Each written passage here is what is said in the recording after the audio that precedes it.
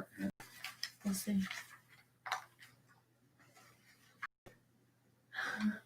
There we are. There we are, Delok. Is it dark? No. It's good. I guess so. Give it a whirl.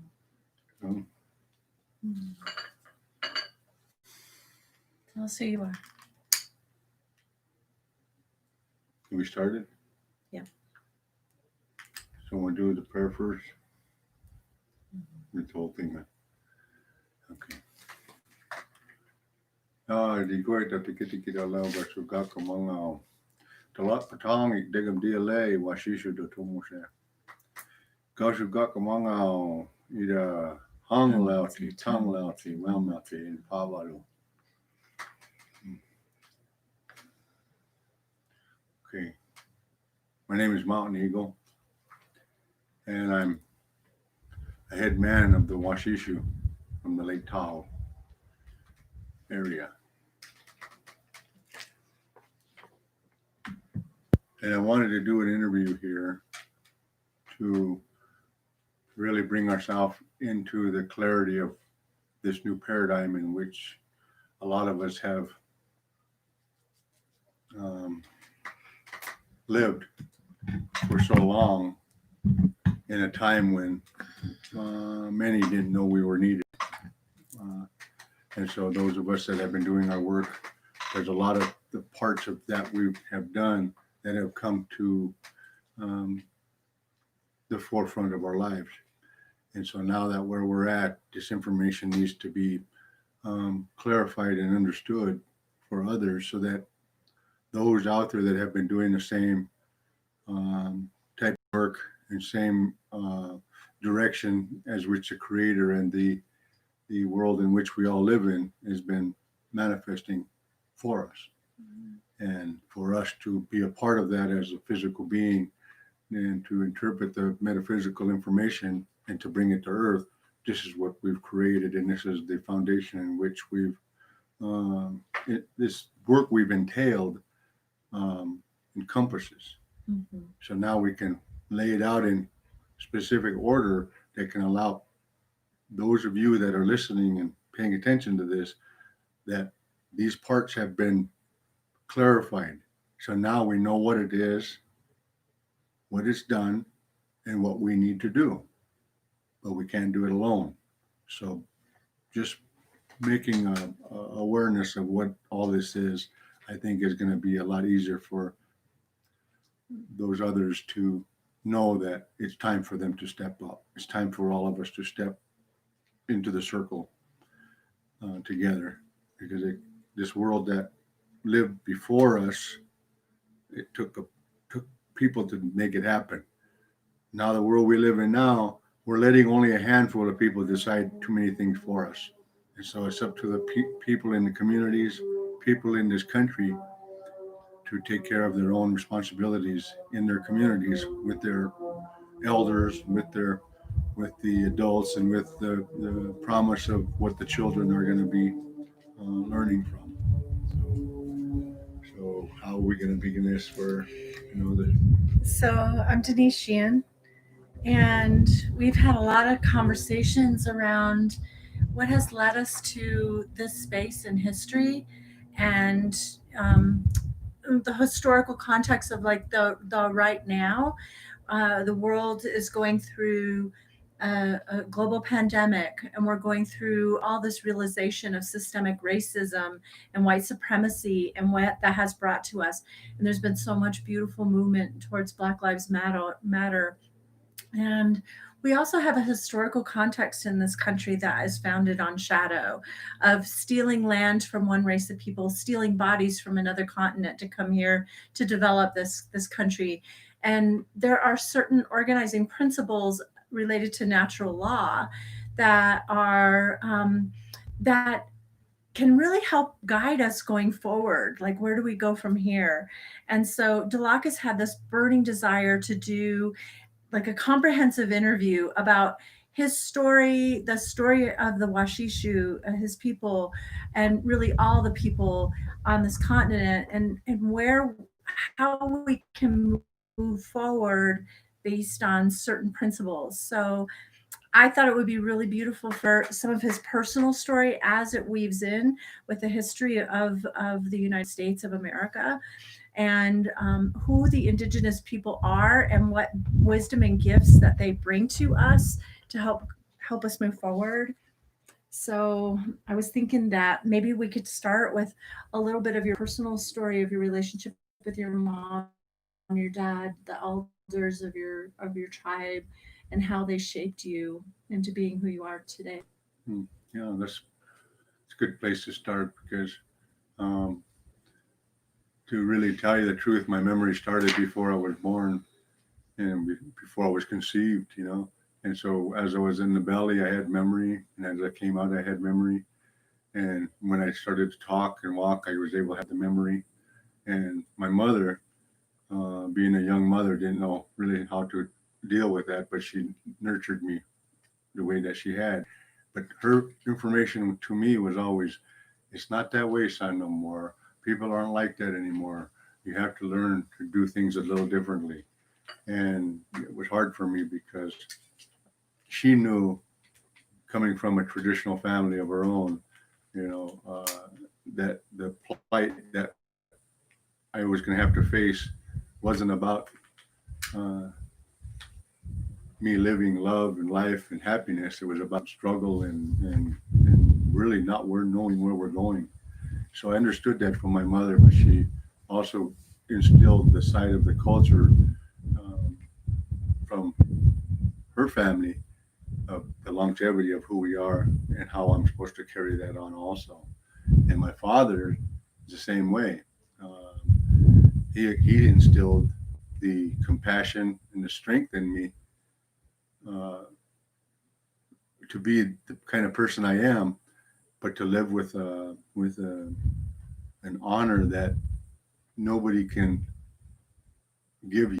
You have to earn it. And so even though, you know, he himself had struggles growing up and being, having trauma in his life, he had struggles in his day. But he also instilled a very important component of our tradition and culture also. And so both my parents were, even though we lived in a dysfunctional um, world, the foundation of our identity was still intact. So they both supported me in that way. And where I'm at today, in the things that I had told them growing up, they knew I was going to have a hard time because to have a good heart in a world that doesn't recognize your heart, um, and you can be taken advantage of, they knew that's what's going to happen to me. So um, I stood my ground and I was able to carry on. But as my father and my mom um, gave me the guidance they gave me, I went from them. I didn't have many friends of my own age. I had a lot of people my age, and there was groups that I could hang with, and some that I had. But the bottom line was my mother and father living in a cultural way and not being able to express it, and myself being that way and being raised. I couldn't live amongst people.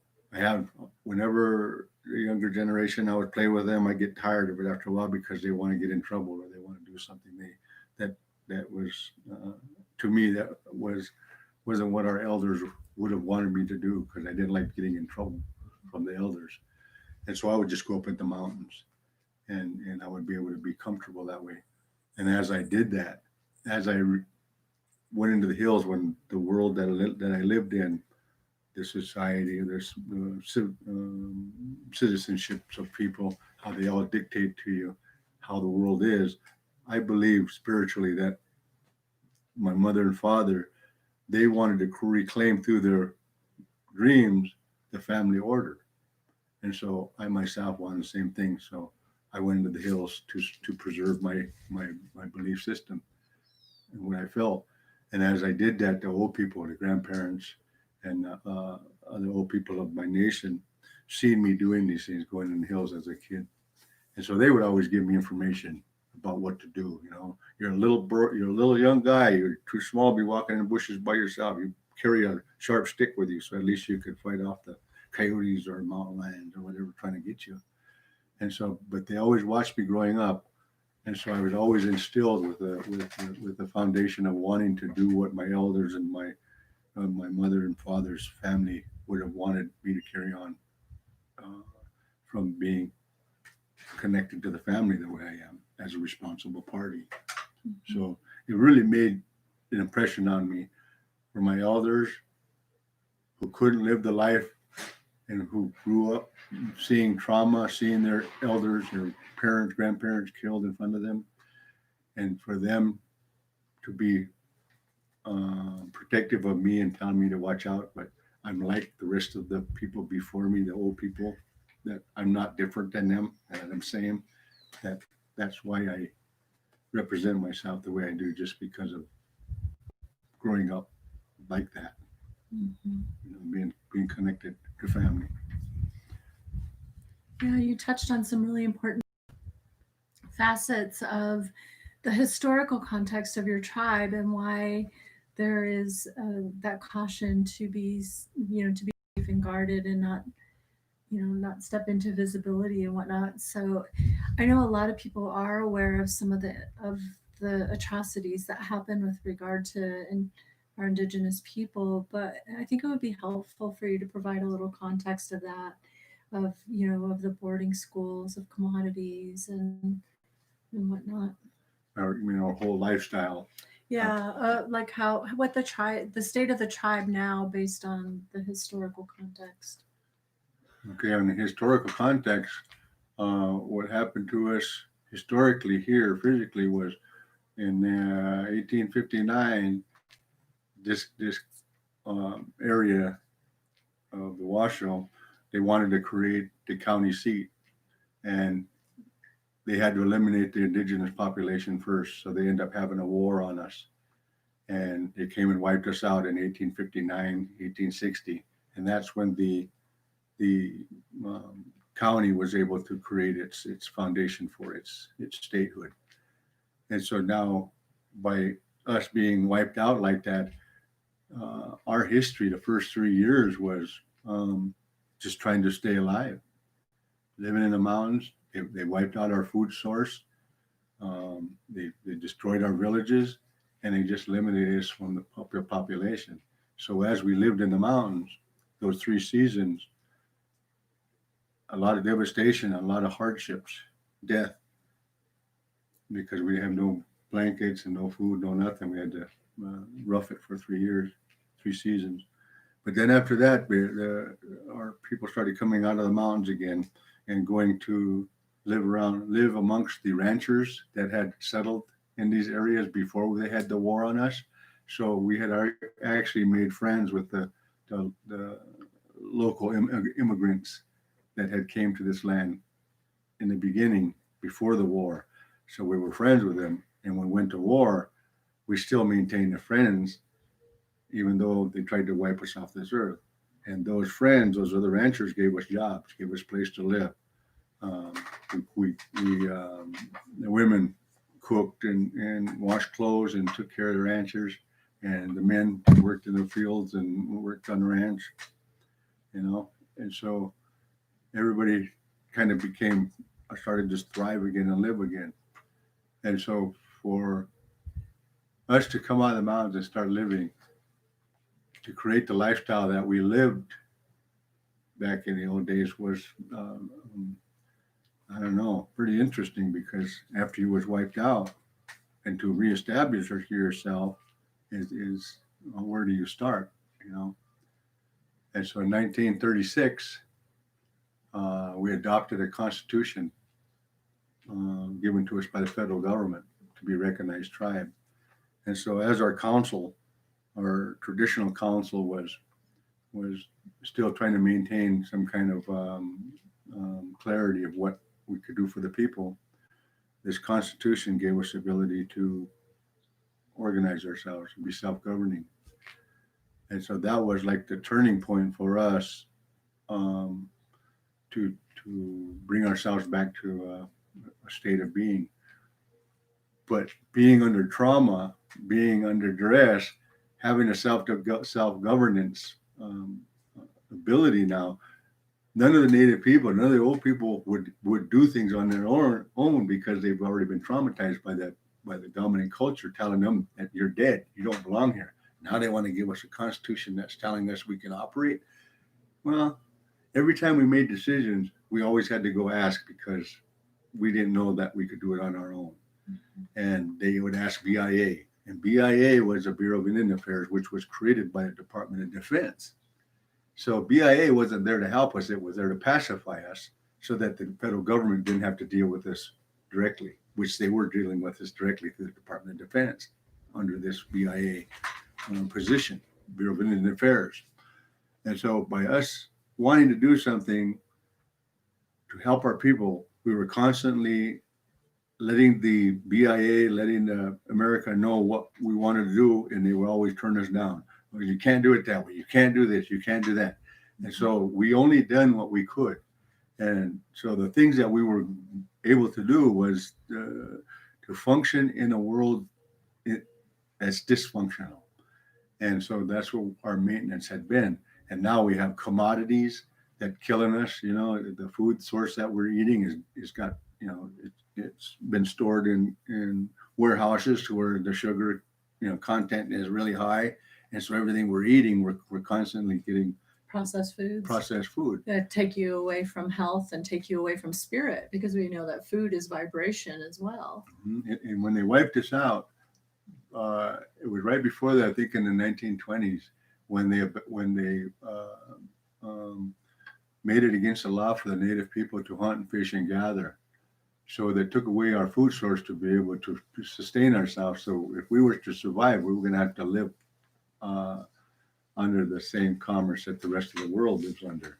And being a dead people after having war on us, and then for us to thrive, you know, many things was very complex for us to really decipher where we're going to be in life. And so we made lots of decisions that weren't based on our own principles, our own values.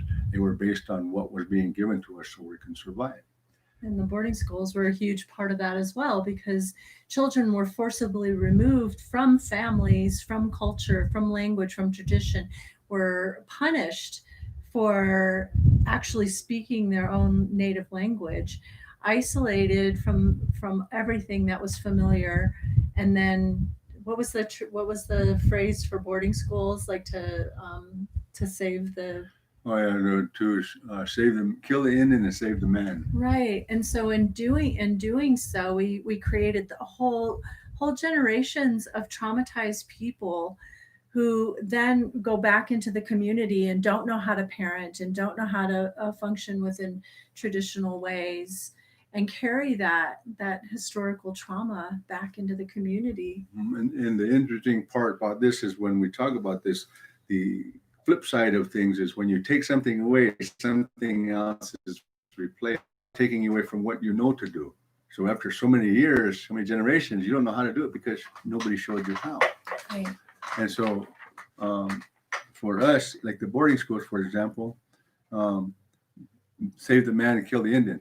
Another gradual encroachment tactic to just getting their foot in the door, and pretty soon just saying, well, it wasn't about killing the man or killing the Indian and saving the man. It's about just getting rid of the whole population of native people and this country becoming a melting pot. And so for us, the boarding schools, you notice that once they took the families, kids out of families, very traumatic. Some kids never even seen their family for years and don't know why. Others were tortured and murdered. Others were tortured, and some never came home. And even some of the stronger ones that wouldn't change in the schools, they were sent into the cities alone with, you know, just get them away from the population of their own ability to take care of themselves. So by doing that, it just allowed us to become further and further away from our own identity, what it is to do. And so, like they say, some of these boarding schools, they said that was supposed to help us, and they told the media and they told in the history that these boarding schools were supposed to help us to make us citizens. When it wasn't. It was another ploy to taking us further away from our cultural connection And nobody was ever going to allow us to become a functioning part of the system in this society. They would just employ because this country legally uh, and even historically, people look at the native people like myself, and they look at me with the historical terminology called emotional sovereignty.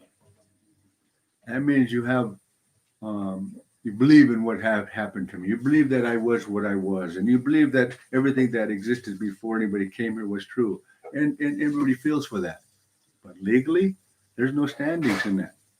Sovereignty belongs to the taker, which is the right of kings, the right of conquest, which this country claims.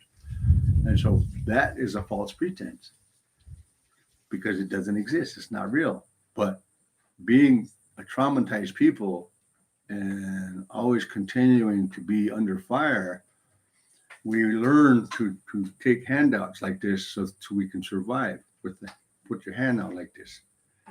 And for so many years we've become complacent in what it is we're supposed to be doing that we now think this is how we get ahead.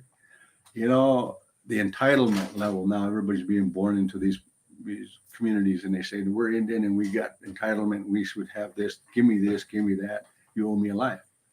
And they don't want to get up and do anything because we've been living this way so long. So now we, the traditional people that want to bring the old customs back about taking care of yourself, taking care of your family, being responsible for your own, accountable. We're having trouble because the next generations have two hands out now. This entitlement of you owe me and I don't have to do nothing for nobody. And so that right there is causing us more harm than the world that came here to give us the advancements or the better life that we could have, with the advancements of what human design has created. Mm-hmm. And so it's all part about what we all should be doing together, not with our hands out, but with our hands together, holding on. Mm-hmm. So, like my great aunt told me about the boarding school. I mean, they took her out of her family and didn't even tell her parents they were taking her. They just came and took her.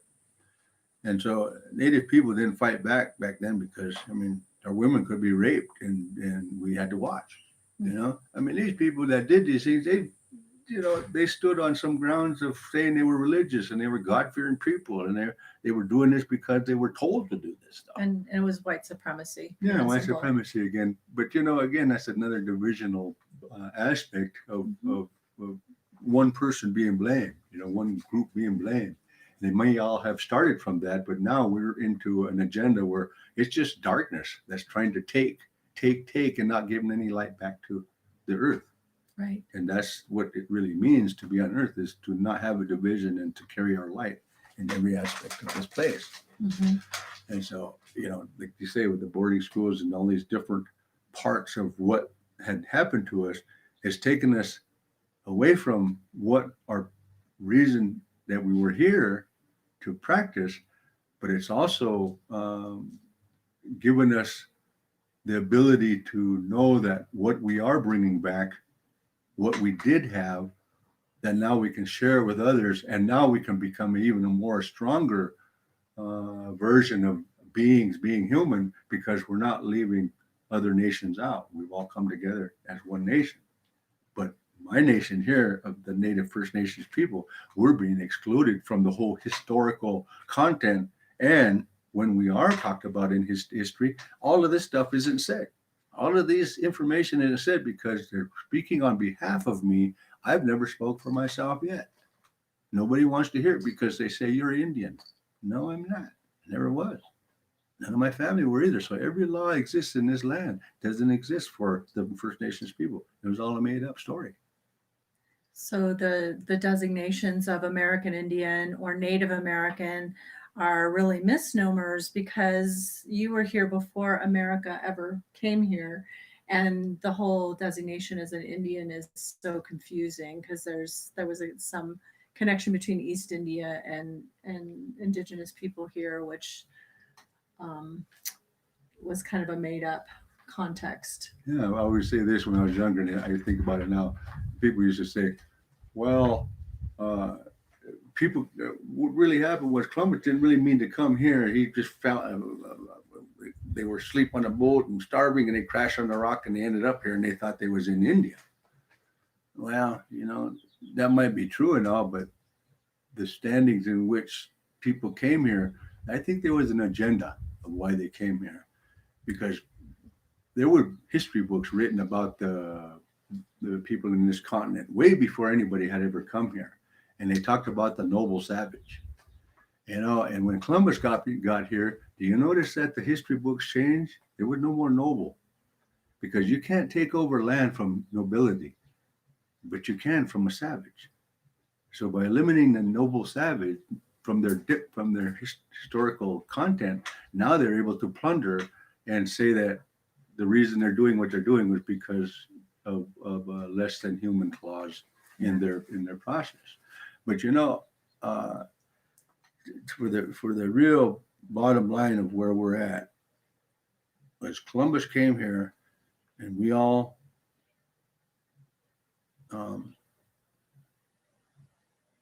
if we were prepared like we are now for when he came here, then we would have been good, because the world needed to come together, but they did it deceitfully. That's why I say there's an agenda, and the documentation we've done over the years has proven that. But the agenda, nobody ever wants to talk about, because now that everybody's here, we don't have to go back and look at what had happened. But what had happened, it makes really a real point of why we are the way we are today. It wasn't a come here to live in the land and be a part of the people. It was a plunder. It was a desecration and a plunder of this country. And now, today, there's a new terminology called, we need to take the last of the resources of this country. We call it the last legal plunder. Wow. And that's a legal terminology? Huh. Nobody ever did tell me about that. Good thing I studied it on my own. Mm-hmm. Because now where we are today, we can find the solutions in order to not combat, but neutralize the wrong and bring it into a context of really allowing the man of this country, this native country, to become more of what it was back when they tried to take what we were out of us. Now we can become more of who we were back then. And the native men were very honorable. I mean, tyranny didn't thrive like it does here, like it does in this land now, because the men stood up for what the women and children needed. And so the construct in which we live, that's the part that I think is really missing from what had happened to us in history. Everywhere you look, we come to the level where I as a man ain't valuable anymore. I'm here to do whatever the women and family need under a construct of citizenship, which dictated by laws that are given by a country that stole and killed people. And don't talk about that, but they talk about being in the righteous. So as people, this whole process in which we're doing things, this is where the rubber meets the road. Are we really capable of taking what history we have and coming together and creating a new paradigm of information that the next generations are going to be able to rely on, so they can make decisions that are going to be beneficial to their families and the earth and everything that they're connected to. Mm-hmm. It's so interesting, just kind of wrapping up like the conversation about where the Washishu are, the Washoe tribe, but a lot of the tribes across the country as well. Like there was this government structure that came in, and in order to comply with what it would mean to be civilized in this country, these entities were set up for each of the tribes that mirrored the federal government, with a lot of government intervention and and that essence of corruption, that essence of like white supremacy is woven into all of that, and marginalized the tribes and created a lack of resources, because even though there's like this welfare state there of like entitlement. There's at the same time there's this deep poverty on most of the tribes, and like there, what was lost was natural law, sacred law, living in union and harmony with the earth and with spirit, and that's the part that was lost and corrupted. And that's what we're seeing now in the whole entire country, is how there's a corruption there, that the indigenous people carry the wisdom to bring us back into that harmony that was here before the corruption came. Mm. And then and when we adopted the Constitution in the corporate charter, it allowed us to do business with the businesses in the federal government. It recognized us. Um, but but what's missing is, by being under duress, we've always constantly did it the way that lawyers and politicians always tell us to do things. So we've never done it on our own. And so if we're going to really be a strong foundation of people, that I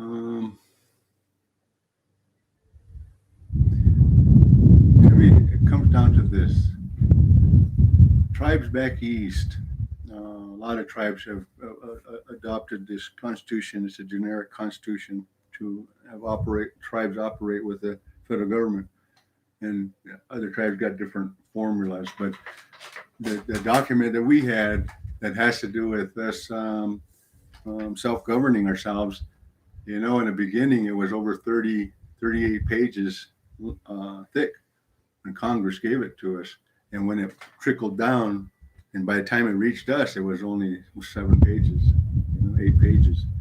So there was so much entailed in that opportunity that the Congress was giving us, that it was probably a really good plan. But as it filtered down to the people, the corruption, the deceitfulness, the failed process didn't reach the Native people. So that what was removed was the rights that would protect you, and what stayed in the document was what was meant to control you. Yeah, what we always have to ask for help when the other pages that were missing entailed how we can be protected. And so by being ignorant, in a sense, to the government's plan or direction, was giving us something that they knew we didn't understand. And the old people, being as smart as they were pretty smart, because they told us to allow ourselves to work with what we got. And even some of the tribes that got these land claims for land, like the Washoes here, they try to claim that they gave us 5 cents an acre for our lands and the trees and the minerals and the water rights and all that, because they wanted to pay us for when they took the land. And they wanted to pay us for the value of the land for when they took it. And back then it was 5 cents an acre. So that's what they got to pay, 5 cents an acre for everything. Hey. So Wow, this is really going. our foundation is, You're doing a long video. if we're going to do what we're supposed to do, then we're not going to allow these deceitful examples that we have to share to be what it is that we follow. Those are examples to tell us, yeah, that happened to us, but what did we do to make it better? That's what the bottom line is, I think. We're gonna talk a little bit about that vision for the future, but before we do that, tell us a little bit about William, your adventure with William, and the documents that you created to document some of these historical atrocities. William Blair, he was very, I don't know, you know how sometimes you're born in life and you pray a lot, and you know that there's blessings that you get in life. And sometimes people come into your life and then they leave, and you're going to wonder, wow, they weren't here that long. And for the time that I've been doing what I've been doing, from young persons all the way up to, I think I was in my early 20s when I started doing this work. And when I ended up going to Lake Tahoe and having to fight these corporate politicians and people that were destroying the land, I needed help. and I say prayers, and we talk the way we always do with the Spirit. And I ended up meeting with this man, William Blair. And when we met, it was like, you know how you meet somebody and you know them for all your lives before this one. And he was an environmental auditor. And his information was so valuable to me that he gave me information that they had worked on from the 50s and 60s and 70s and 80s with the elders of the northwestern tribes, the Columbia River tribes, and some of those with the fishing wars, and all that information that had been back then. It stopped in 1982, and so the native position kind of was at a halt. Nobody wanted to stand up and fight anymore. Nobody wanted to do these things because it was too hard. And back then, the elders that were standing with William were old. And so as they got too old and couldn't do it anymore, he was left alone by himself. And when we met together in 2005, he told me, he said, I'm glad we met, he said, because all the work that I did back up to 82, he said, it stopped. He said, I couldn't include any First Nations people anymore because nobody wanted to get involved and be a part of this. So he said, but when we met, he said to me, he says, all the information, everything that we did back in them days with the elders and fishing wars and the way the federal government was doing all that information, he said, all the way up to 82, we had everything detailed. He said, it stopped. He said, now you and I met together. He said, now you brought 1982's information all the way up to 2005. So I was so grateful that my whole life that I had done what I was supposed to, because by meeting William, I had created standings in order for us to physically put this historical document into play. So everything that had been done since the 50s and 60s and 70s, 80s, 90s, 2000s, we have it all in the document now. And so there's not a flaw in what it is that we know about what's been going on with us. Because William, he was non-Indian, and he worked for the federal government. And he even told me, he said, people that he worked for in the federal government said, why are you helping those Indians? And he said, because their interest is the same as mine, same as ours. And so it was very profound to me because I've never known anybody to have the same interests as ours and not be us.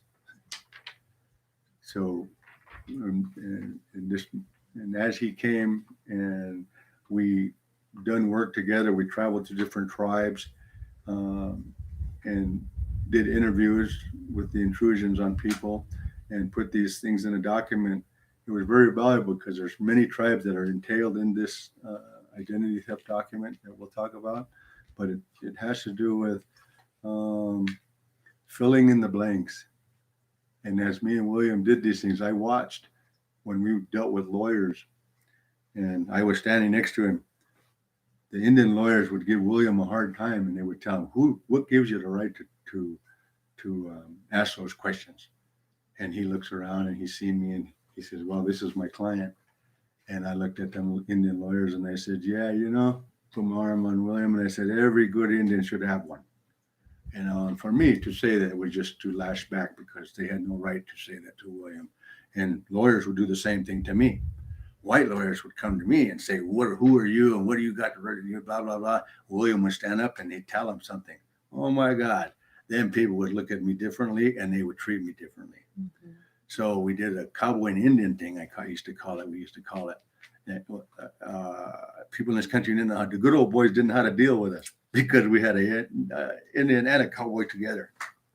So in their history.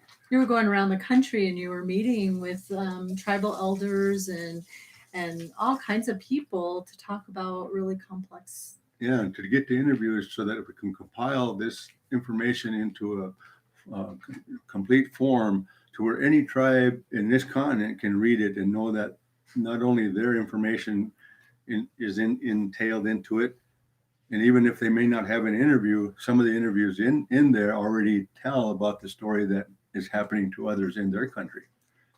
So as I see it, like as I look at the identity theft document, which is the kind of the meat of it, it's looking at all of the laws and the historical context for how laws were passed to create the marginalization of the tribes, to create the justification for genocide and cultural genocide, but also in your interviews looking at how that would play out in actual tribal communities, what would happen to the people, what lives became like as a result of the historical context. Is that about right? Yeah, because there are just so many things happen to people in the communities that the atrocities came from the legal system.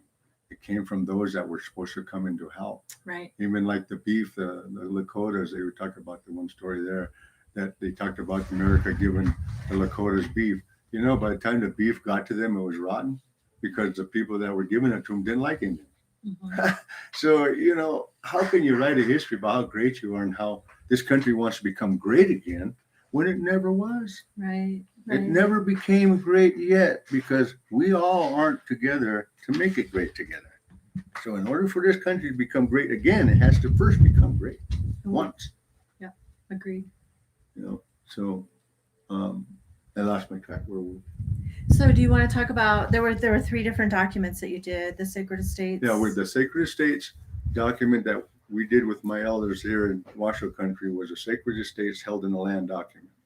And that was to return us back as a Holocaust survivor, and knowing the commerce and all the legalities in which we need to return, we entailed in our declaration. Mm-hmm. And so our elders had signed it so that we can begin to the return of our management role.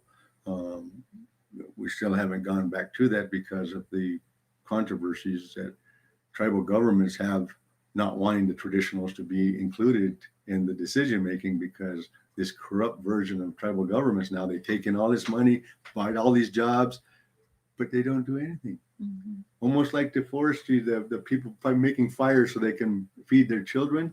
They're using destroying land to feed their children as an economy. That's terrible. You don't destroy land so you can eat. You're supposed to nurture the land and share what's being provided with nature that is also sustaining off of that land. And so we're really mixed up on what it is that we need to create for our value system. And our value system here is to live with nature, to live in accordance with the natural law. And so the world that came here, it came here with a plunder and a disrespect and in no ears in their heart. So that's why I think these people came here, so they can learn to listen to their heart.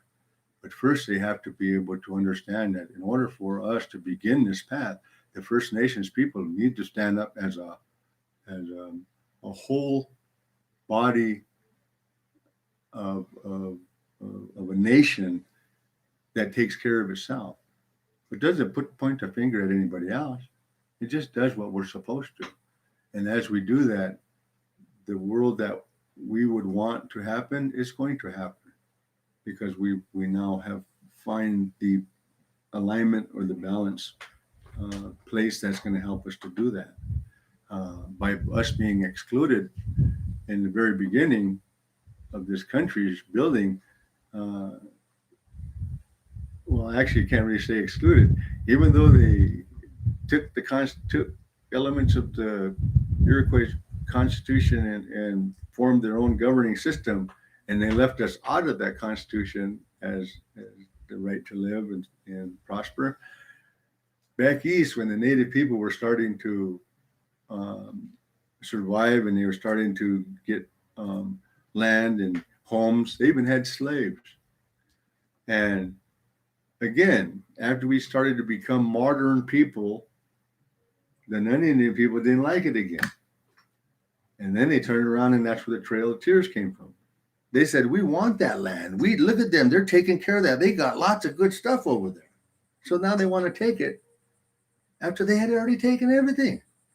And now they put the Native on the Trail of Tears.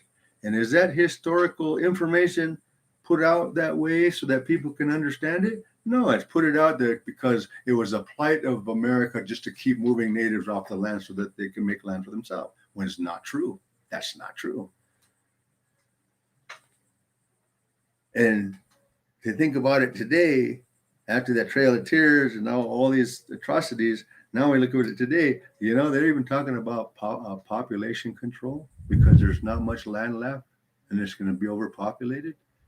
I always wonder when people started saying that, and me and you traveled around, we saw all these thousands and thousands and thousands of acres and of untouched land. And I told her, I said, almost like this. I said, did you get your memo? And she says, what memo? I said, the memo about the key. What key? The key to the underground base.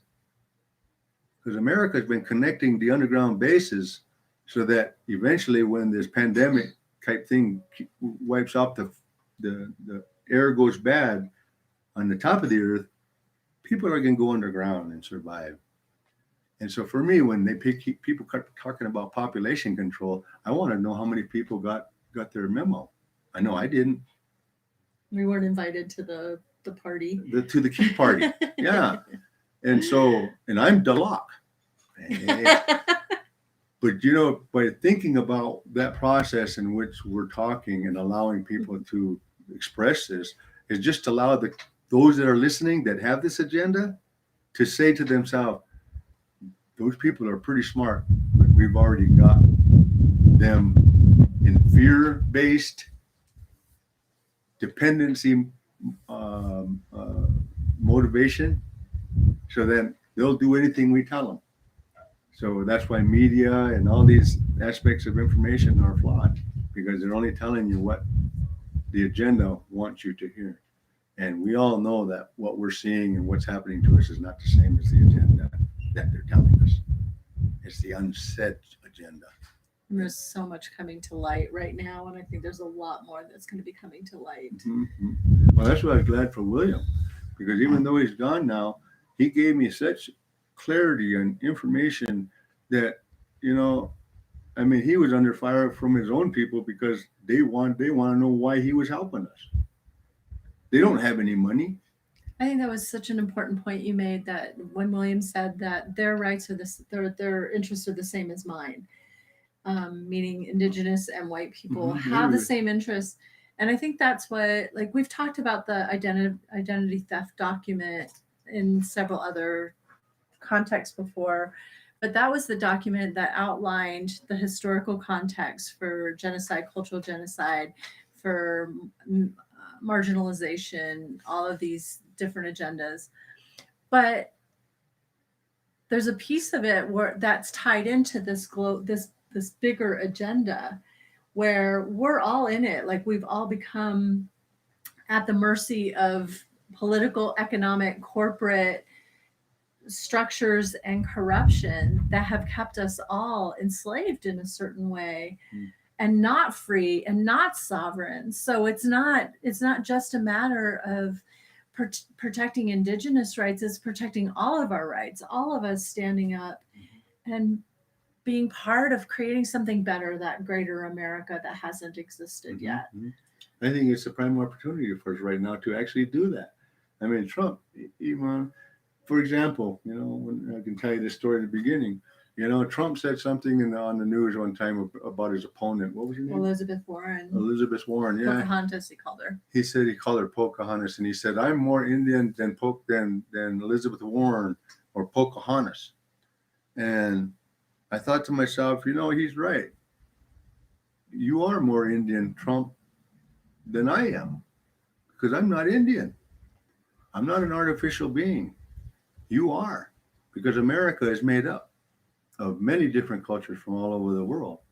And so for you to call yourself Indian, yeah, you are Indian, my brother. And it's good to know you. Say, but me, I'm Washishu, and there's many other tribes of other nations that we are now a free nations of people, First Nations, because no laws has ever been made with us included. There's been a false identity name included, and they say they've been calling us that, but I don't remember that. I don't remember me agreeing to be called an Indian. So, like I told you a long time ago, I was reading history books, and in fifth grade, and I got to this part. I seen this buffalo and the Indian with the spear, and it says uh, Native American people were conquered. And I thought to myself, wow, what did they just say? And so I went home and asked I was gonna ask my father, but he wasn't there, so I asked my uncle. And I asked him, I said, what happened? I said, they said that the North American people were conquered. He said, yeah, a lot of the bigger tribes were. I said, what about us? He said, well, we didn't get a chance to fight in the smaller tribes. I told him, all right, I didn't miss the battle.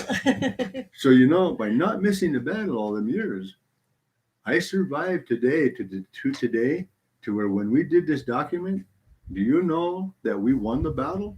You know we won the war? We didn't even have to fire a shot. We didn't even lose anybody. I mean, in this war that we're having, returning to Earth, we have less casualties than the coronavirus. So for us to return back to a responsibility that we've had for thousands of years, it's all part about just doing it. And for me, being born again on Earth, I remembered everything. I remember so much I remember, but nobody these days remembered. And when I used to talk to old people, they used to tell me, oh yeah, it used to be like that. Oh yeah, you're like the old people. You're like the old used to be here. So I always knew that I was okay and I was right. I wasn't crazy. But I didn't know how long it was going to take until we got to now in order to be able to bring this information out and allow not only other tribes to know that we've done the homework to reestablish our recreation stories, that we can now do it. But we have to educate each other. And I told Denise, I said, man, I need to get out. I need to get out and educate more of the nations in this continent, North, Central, and South America, so that they can get up to speed on just knowing what we've done legally. I mean, this country knows what I've done, knowing what me and William done. We've served them, we've served them. Mm-hmm. Department of Defense, Department of Justice, Secretary of Interior, President's Office twice, the United Nations, and the Bar Association. So, and I'm still sitting here right now, talking to you and telling you something. So if I am wrong calling the criminal a criminal, and I'm still here, then I must be telling the truth. And William used to tell me, he says, you can never get in trouble because the sum of all things is the truth. And if you have to die, if you have to go to jail, if you have to stand to it, then stand to it. But your conviction will entail what it is that the Spirit wants. Mm-hmm. So that's what we want. We want the Spirit to be able to be in everything. I mean, that's the reason we're having such a tough time, because everybody wants these things that to make our life better, but there's no Spirit in it. It might make our life easier at the time, but you notice there's lots of trash around. People use it and it's done with it. And now there's no reason to have it anymore. And if something had a spirit and you were done with it, you could give it to somebody else and they could use it and they could use it and then they could use it. Instead of one person buying it, using it up and just throwing it aside and say, well, I don't need it no more, so it's useless. What a waste. Our whole system of preservation has nothing to do with preserving. It has to do with feeling like we're preserving our life and we're gaining more life because of it, but we're not. Our life is getting shorter and life on Earth is getting more grim because of it. So there's like an artificialness to our pursuit of materialism as a supplement instead of spirit. Yeah, they say pursuit of happiness. I always thought about that. Wherever he's going, I ask him pursuit of happiness, it wouldn't be the same thing. We wouldn't be talking about the same pursuit. And I thought to myself, wow, we really don't have the same conceptualization of what that means. you know. That's a great segue for talking about your vision. Like, give us your Mountain Eagle vision of where we can go from here. I mean, where we're going from here. Where we're going from here. Yeah. Well, it's interesting because just being involved with your school, you know, in the shaman school, space spirits, sky spirit, shamans.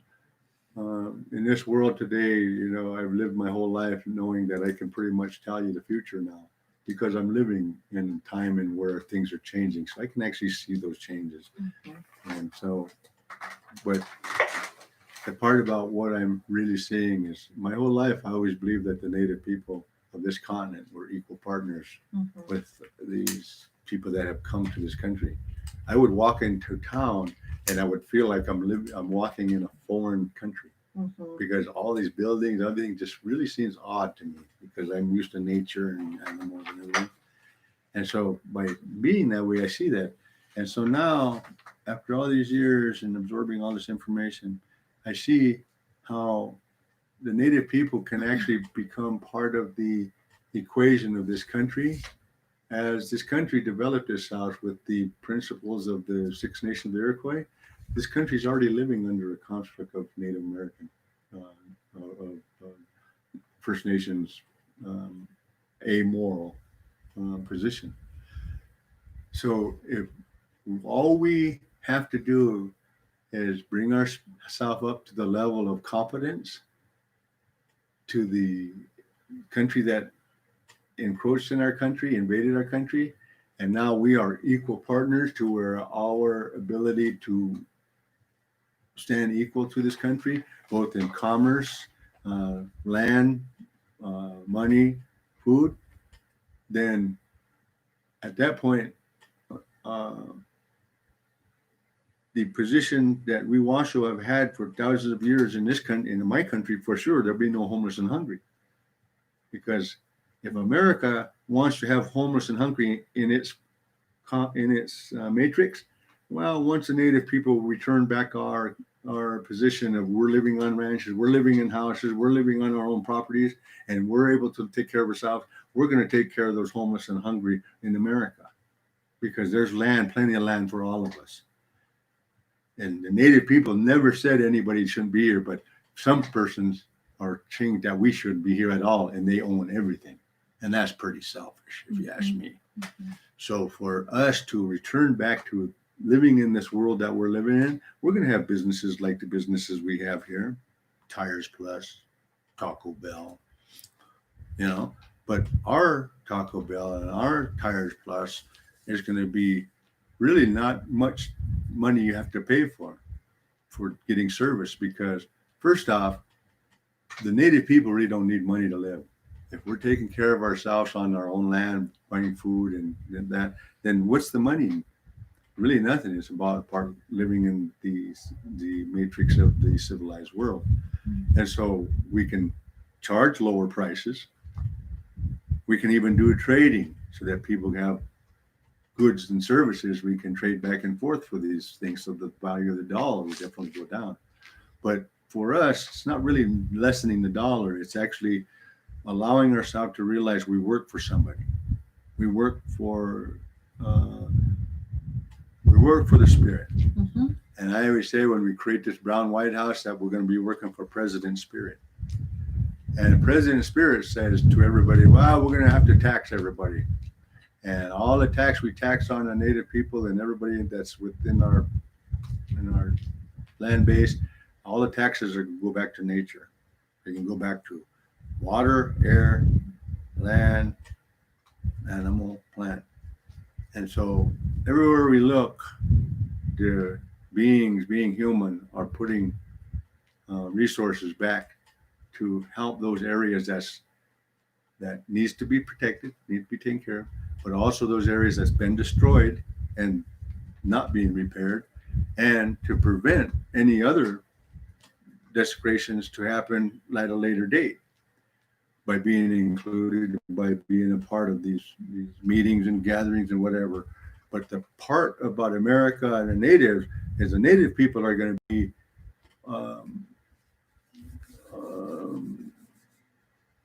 responsible for the natural world. And America is going to be responsible for its unnatural world that it has caused and that it lives upon. The mining areas, the destroyed areas, Fracking. the fracking, all these areas, Mhm. that's yours. Mhm. You get to fix that. If you don't fix it, you're going to be living in death, living in a place of poison. This might wake you up to allow you to realize that you want to live in your filth because you're not taking any more land in nature until you clean up what you've already destroyed. Mhm. And that way, nature can go ahead and begin to heal itself. Mhm. And that way, we can say that we've healed ourselves because now we're doing our management role. And so, I look at this vision of the way we're living is we're a celebration. Every time we go somewhere, there's a gathering, a fire ceremony, a birth. Even people that passed away, we go there and honor those people that had passed on, and help the families that are grieving to be able to get past that. But that's how we all help each other. Mhm. And as the communities create their own indigenous elder tribunals, then we'd be guided in our communities by how we want to be guided, not how one person out there is trying to dictate to everybody about no bullying in this country, and it's the biggest bully here. So, we better get our shit straight and allow ourselves to be serious about what we're doing if we really want to do it. We want to make this country great. Let's sit down and include the First Nations while we're at the table and know that there's a legal responsibility for us all to making sure that the future has a precedence to follow by that they're not going to have to change. That they're not going to say, well, it was messed up when they made that long time ago and we need to change it. When the whole foundation behind our living on earth is free will and individual liberty, which is now being put into a context of control. And we're all choosing to agree to it because the corporation is helping us. The corporation helps us to live, but yet it's the people that give it life. It's as we think about the opportunities for coming into unity consciousness and honoring all the races, honoring all of life, the plant, the animals, the minerals, the air, the water, all of that. This conversation is so potent right now because we can't bypass the pain that we have as a collective inflicted on especially certain populations, but really all of us have paid the price. All of us have suffered, but some so much more than others proportionately based on these systems of inequality. And now it's a time for us to address those pains, address those inequalities, address the corruption, take care of those things so that we can come into a space of unity consciousness where we all can be equal, not bypassing any of the steps, but really to be mindful about how we go forward, how we honor one another, how we honor all the races and the contributions that all the races bring, and move forward in a much more conscious way. This is a collective shift in consciousness that we all have to go through, and we're seeing so much now about how our very survival on this planet is dependent on that. Mm-hmm. That shift in consciousness, that coming into honor and balance with nature, with all our relations, and the indigenous wisdom. All of the cultures in globally that have been really strongly connected with the earth are the ones who have suffered the most and been controlled the most. And now it's time for these voices to rise above and be the guiding light for all of us going forward. That's what I feel in my heart to be true. It's interesting when you say that too, because I remember back in 1985, I think it was,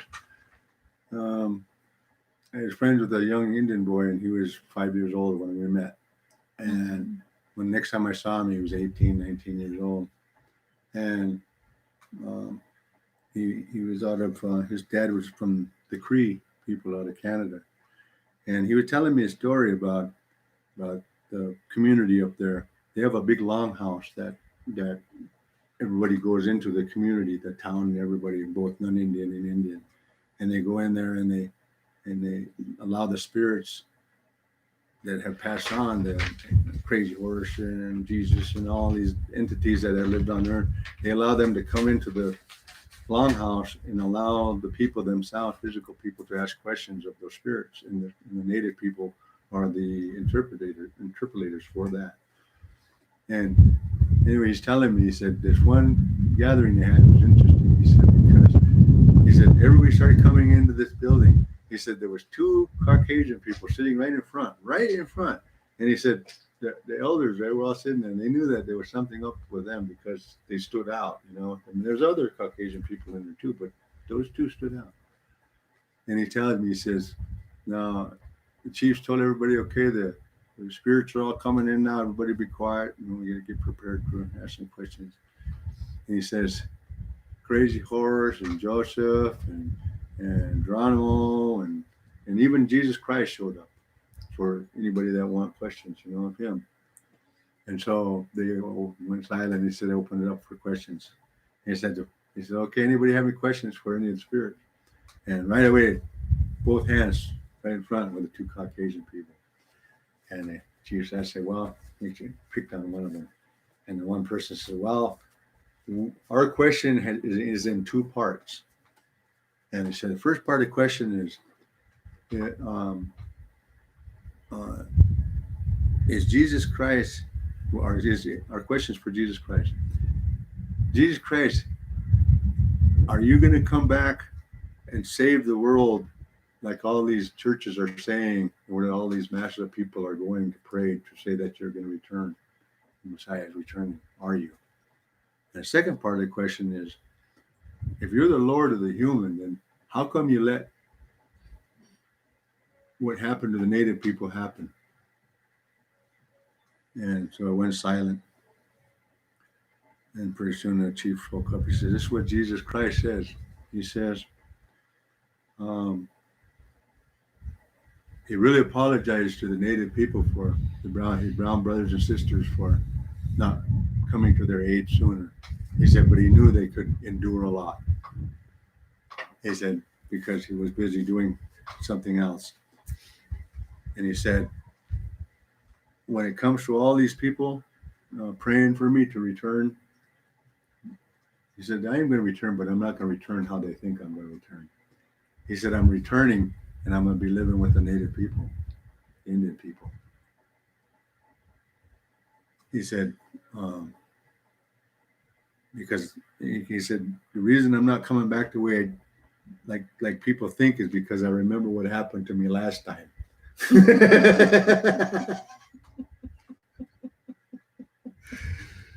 When he finished that story, in my heart, I thought to myself, all those years, I thought I was Jesus Christ because I had those same thoughts. But you know, I was actually communicating with him.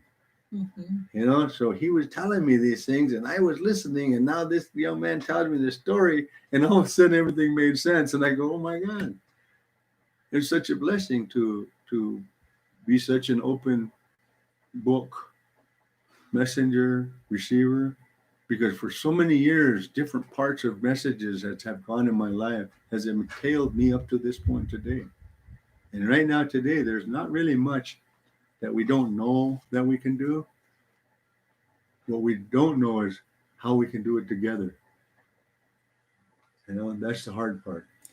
And that comes back down to what you've been doing, though. You're creating Mountain Eagle School to help people connect with spirit and with nature.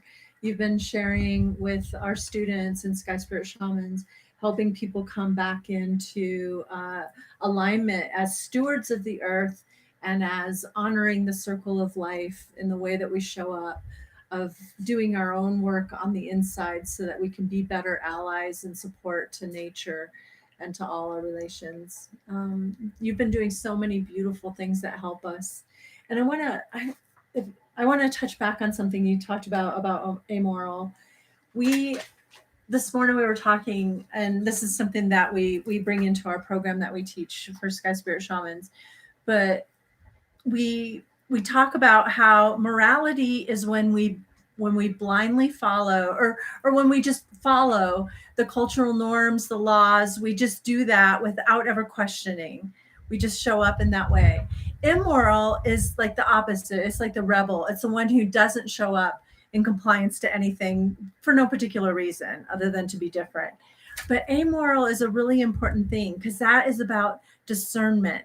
It's about standing up for what is right in our heart, standing up to what is right by spirit and by the earth and by, our families and our tribes, our communities, to doing what is right regardless of what the law is. And that has been something that we've given away in large part. Like a part of giving away our sovereignty has left us being sheep. And when we're like in the extreme of the tribes, where literally people were killed for standing up or standing out, and that's even true in our Black communities now.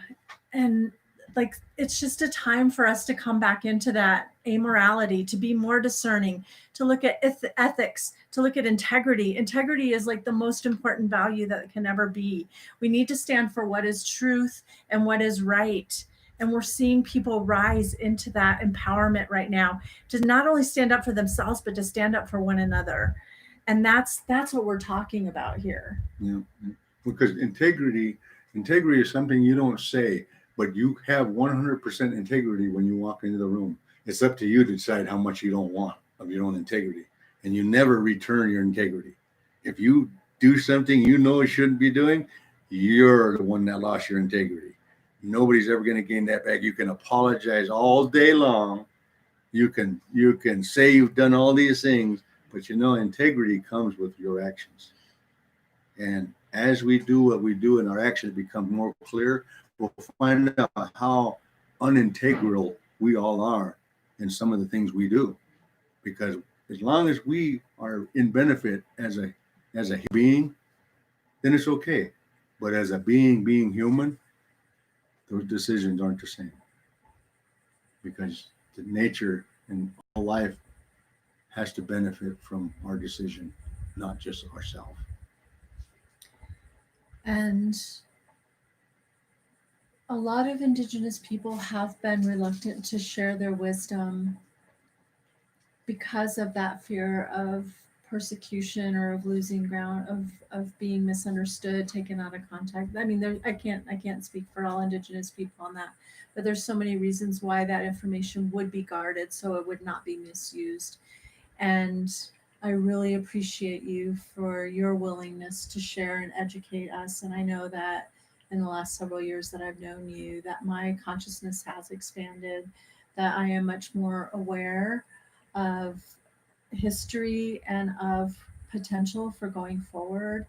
And I know that our students benefit so much from what you are willing to share. And I know that you are courageous in doing so. And I really want to honor you for that and thank you for that with all my heart. No, I'm grateful to have you here and have the students here, because it gives me an example of what I said I was going to do. Back in the day when I was younger, my father didn't have someone to help him in his path. And so the elders used to tell me that. They said, "Hey, you want to help my father?" And they said, "We can't help him." I said, "They don't have anybody like that in our tribe anymore." And we had people to take care of those that were returning to the circle. Somebody had to give them the rights. They had to give them the process in order to find out what it is that their life means, vision quest or sweats and all that. But once they do that, then they're able to see clearly where they're going to go in life. And by my father not having that available to him in his time, I had to watch a lot of things go amiss. But the whole time I knew it wasn't a bad thing that what was going on. It was um, because we didn't have something that was taken away from us. And so I chose to pick that up. And ever since that time I picked it up, I said nobody would ever go through what my father went through. And so a lot of my people close to me, my family and stuff, I see a lot of their traumas and stuff, but they won't let me help them. They just want me to tell them stuff so they can tell others and not realize that that's their sickness. Their sickness is they're living in a draw off everybody's energy thing. And so you're not helping me, you're just taking.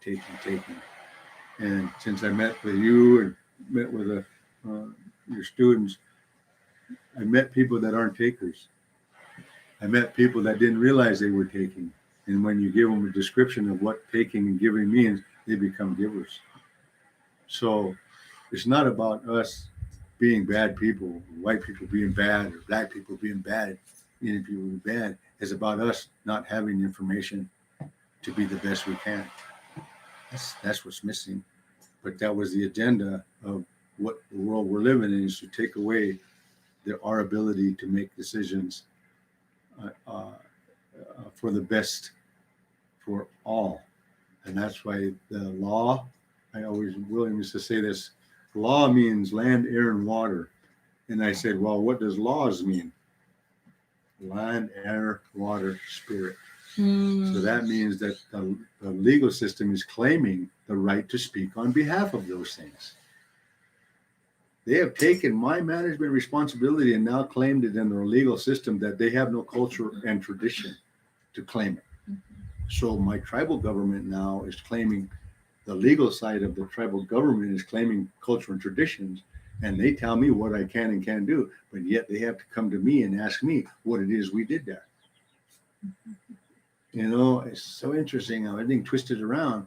And now they leave me out of my resources, leave me out of say, leave me out of everything. And then they tell me they have that I voted them in there so they can make the decisions how they make them, and they don't have to listen to me. Yeah, it's crazy. And my own business is telling me I have no business in it. A lifeless entity is now telling a sovereign being that we don't listen to you. We operate because you created us. We are now AI. That's intense. But don't worry, we got a solution for that too. It's all about clarity. It's all about bringing the nations of leaders in this country up to par to knowing who you are, what you're responsible for, and how we can bring it together today and really be the original founding fathers and mothers of this country. Rewrite the history books from this day forward and put nothing but truth in there. Wouldn't that be something? Yeah. And to bring us all, like, to acknowledge the inherent right of happiness of all beings, including the animals and the air and the water and the earth. Just share with us, like, some final words of wisdom to inspire us to go forward. I know it's a lot to ask. No, not really, because I've been doing it my whole life, especially when people didn't want to hear it. Well, we're listening now. Oh, there's a tractor in my sound of my ear. It sounds so good. That's his heaven on earth. Being a tractor driver. You know, the words of wisdom that I really like to tell and really like to say, and I hope I'm calm enough and humble enough to be able to say it all. But, you know, when I was born believing that I came to the world where there was life, love, and happiness, and health, and the animals were living good, the trees were strong, the land was healthy, the water was flowing, the air smelled good, you know, and that's what I came here for. And when I find out it's not like that, and there's so many things that are not clicking like that, I didn't lose hope. I didn't lose faith. I didn't not believe it could happen. I believe that, I came here just in time, because one day when everybody thinks they forgot something, I'll remind them. And all of a sudden they'll be able to remember what it was they almost forgot. Mm-hmm. It didn't die, just went to sleep. So we're able to wake this up. Every dream, every vision, every aspect of message that the Spirit has been given us from the beginning of the of some of the people that have been intruded upon 2,000 years ago. We're all here together now, whether it's 300 years or 2,000 years intrusion. We are here right now to show the creation what we have to offer, what we can do with the information, the experience that we've been given. I mean, I believe we are a very elite and special being, and we should be able to carry on as that being. So, Thank you. all part about being true. Mm-hmm. Thank you for doing this interview with me, because I didn't know how we're going to be able to say all the things that need to be said, and without really upsetting people, because I do upset people sometimes the way I talk, but it's just so much in the gut feeling that, why don't we get along? Why don't we let each other know what's happening? Why don't we sing together? Why aren't we all being together? We're all just walking around like a bunch of people that have been spun around in a circle, and now we're not spinning, but we're still confused on where direction we're going to be heading in. So let's not do that anymore. Let's learn practices like the Mountain Eagle School teaches, tobacco ceremony, song, and just being on the earth, and allow yourself to experience what you would do when you were faced with the earth and all that's on it. Yeah. Mm-hmm. So thank you for your school too, and creating the atmosphere you have.